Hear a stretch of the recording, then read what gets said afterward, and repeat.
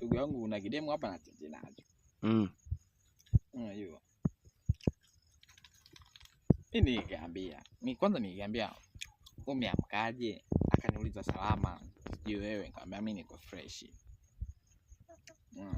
Nikamuuliza unafanyaje? Akaniambia karibu kula. Kwa maana kwamba anakula. Nikamuuliza unakula nini? Akaniambia viazi vitamu. Nikamwambia mimi nataka nije nikukule wewe. Akaniambia chizi wewe. Mimi nikaona sapo chizi yani.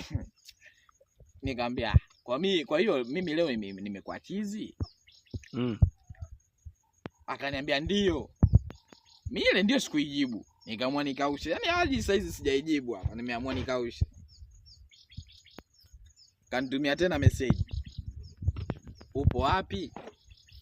Mimi nikamwambia ni Milembe. Kwani mimi nimekosea? Machizi kwani wanakaa wapi? Milembe. Sasa hapo umaliza suluhisho. Asubuhi tusichanganyane.